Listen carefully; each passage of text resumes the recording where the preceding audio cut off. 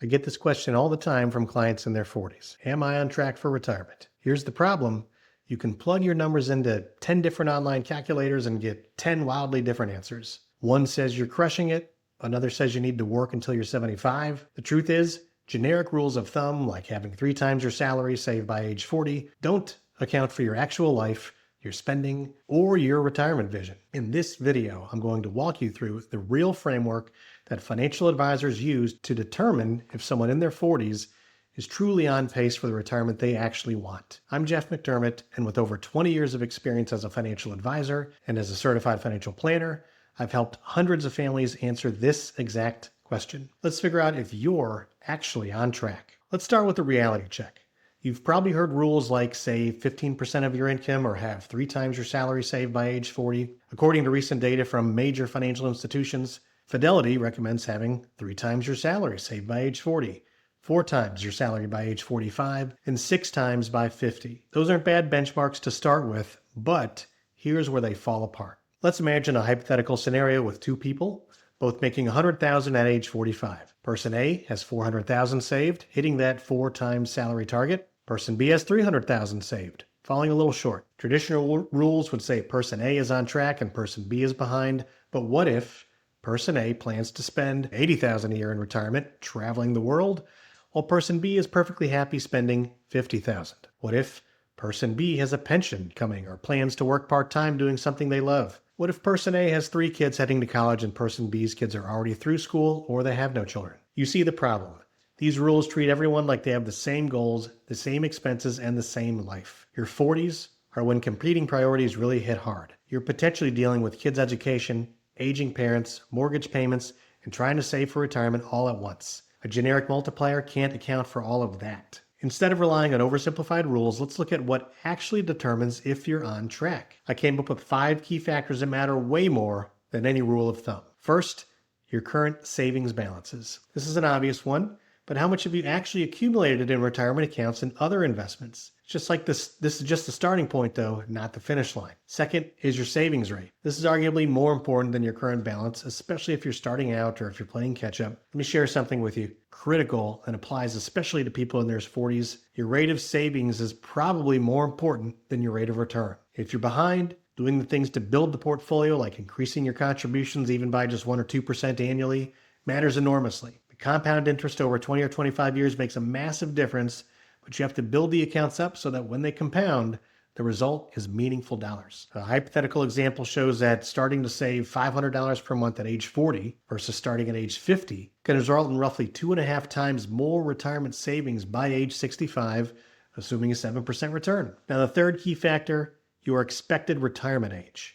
Are you planning to retire at 60, 62, 65, 67, later? Each year makes a significant difference in how much money you need saved and how long your money needs to last. Each year of work is also another year that the money doesn't have to come out of the retirement plans, or an extra year that your Social Security or pension benefit can grow. Fourth, your desired retirement spending. This is the missing variable for a lot of people, especially when they're just trying to get a random account balance number. They focus entirely on accumulation without thinking about what they'll actually spend. Do you need $60,000 a year or $100,000 a year? That difference in spending over time, the required investment capital you need to hit it, is massive. And number 5, other income sources. Will you have Social Security, a pension, rental income, part-time work? These reduce how much you need to pull from your portfolio. Social Security alone can cover a significant portion of your expenses. A lot of people don't realize that, and that changes the entire calculation. So let's talk about how to calculate personal savings targets and walk through some back-of-the-envelope math to get you in the right ballpark.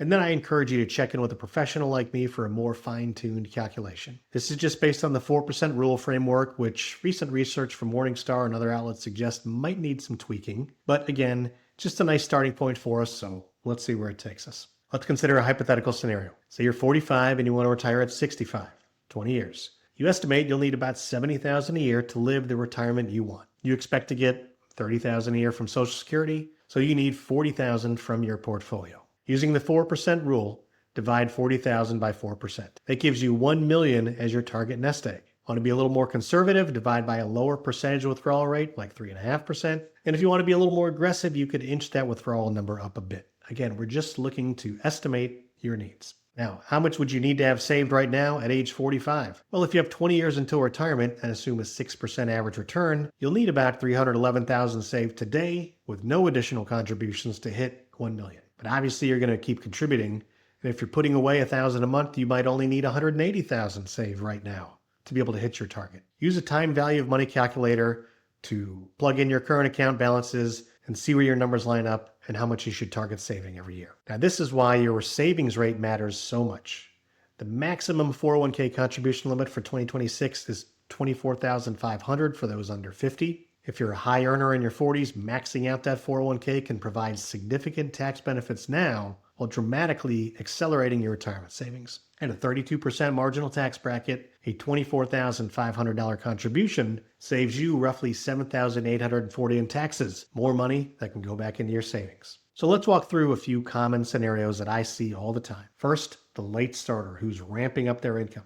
Let's imagine someone spent their 30s building a business or climbing the corporate ladder, and maybe now they're 42 making $150,000, but only have about $200,000 saved. They feel behind because that fidelity rule says they should have $600,000 saved or 4 times income. But here's the good news.